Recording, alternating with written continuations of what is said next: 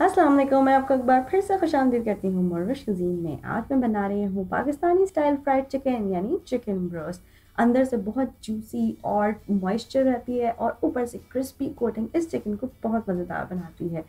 और आज मैं इसको सर्व कर रही हूँ तिल वाले चावलों के साथ, जो कि बहुत डिफरेंट रेसिपी है और आप सबको बहुत पसंद आएगी।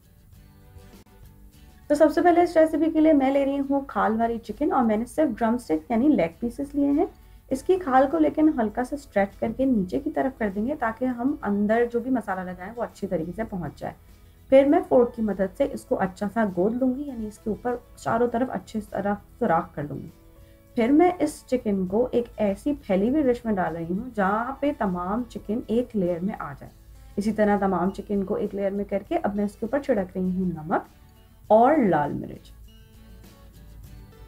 नमक और लाल मिर्च छिड़कने के बाद अब हम एक एक चिकन पीस को अच्छा सा रब करेंगे ताकि जो नमक लाल मिर्च है ये अंदर तक पहुंच जाए।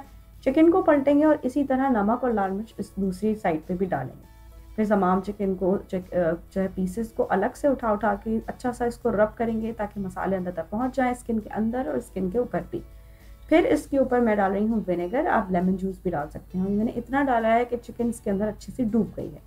अब इसको कवर करके मैं इसको मैरिनेट करने रखूंगी तकरीबन 8 घंटे के लिए फ्रिज में। फिर उसके बाद इस चिकन को मैं एक छन्ने में ट्रांसफ़र करूंगी ताकि इसका जितना एक्स्ट्रा पानी और विनेगर है वो सब निचड़ जाए। अब मैं एक प्याले में तोड़ रही हूँ अंडे और उसमें शामिल कर रही हूँ दूध। इस तरह मैं बना रही हूँ एग वॉश। इनको फेंट के हम इस मिक्सचर को रखेंगे साइड में। फिर एक बड़े बोल में मैं मैदा डाल के बना रही हूँ सीजन फ्लावर। इसमें डाल रही हूँ नमक, लाल मिर्च और मस्टर्ड पाउडर। इसको अच्छी तरीके से मिक्स करेंगे और इसको भी साइड में रख देंगे। इस ब्रोस्ट में बेकिंग पाउडर नहीं डलता है। अब हम जो चिकन पीसेस उठाते जाएंगे और उसकी खाल को वापस से स्ट्रेच करके पूरी चिकन पीस को कवर कर देंगे। इससे चिकन हमारी क्रिस्पी बनेगी। आप चाहें तो आप बगैर खाल की चिकन भी इस्तेमाल कर सकते हैं। अब हम इसको अंडे, फेटे हुए अंडे का जो एग वॉश बनाया है उसमें डिप करने के बाद इसको हम डालेंगे मैदे में और अच्छा सा कोट करके इस तमाम चिकन को मैं रख रही हूँ एक सिंगल लेयर में।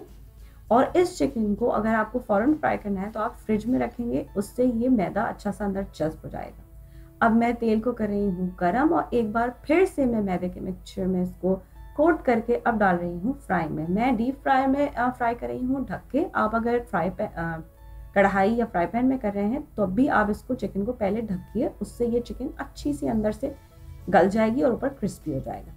इस चिकन को मैं एक ट्रे को फॉयल लाइन करके उसके ऊपर ग्रिल लगाकर उसके अंदर ट्रांसफ़र करके इसको मिनिमम टेम्परेचर पे ओवन में रखूँगी जब तक कि मैं बाकी तमाम चिकन को कर लूँ फ्राई। अब हम बना रहे हैं अपने चावल और उसके लिए एक पतीली में मैंने तेल गरम करके डाली है स्लाइस करी हुई प्याज। उसके साथ साथ मैं डाल रही हूँ कटी हुई हरी मिर्च। इसको इतनी देर पकाएंगे कि हल्का सा कलर पकड़ने लगे। फिर शामिल करेंगे लहसुन और लहसुन को पक जाने तक हम इसको पकाएंगे। फिर मैं इसमें शामिल करी हूँ कटे हुए टमाटर और टमाटर को अच्छी तरीके से गलने देंगे और फिर शामिल करेंगे तिल, यानी सफ़ेद तिल हम इसके अंदर डालेंगे और इसको हम मिक्स करने के बाद इसके अंदर भीगे हुए चावल डालेंगे। इतना पानी डालेंगे जिससे चावल पक जाए। इसको अंदर शामिल करेंगे नमक और फिर इसको ढक कर तेज़ आंच पर चावल इतनी देर पकाएंगे कि चावल के ऊपर पानी एक्स्ट्रा खुश्क हो जाए और बबल्स आने लगे।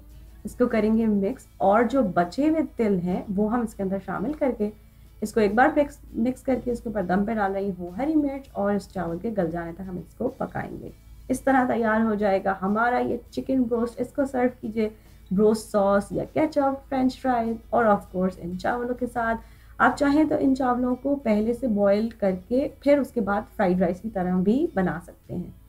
अगर आप इस रेसिपी को ट्राई करें तो प्लीज़ मुझे ज़रूर बताइए कि ये आपके पास कैसी बनी। कुछ और सीखना चाहते हैं तो वो भी ज़रूर बताइए। मेरी रेसिपीज़ को पसंद करने का और उनको सराहने का बहुत शुक्रिया। अल्लाह हाफिज़। अगर आपको ये रेसिपी अच्छी लगी तो इन लिंक्स पे ज़रूर क्लिक कीजिए ऐसी और बहुत सी मज़ेदार रेसिपीज़ के लिए।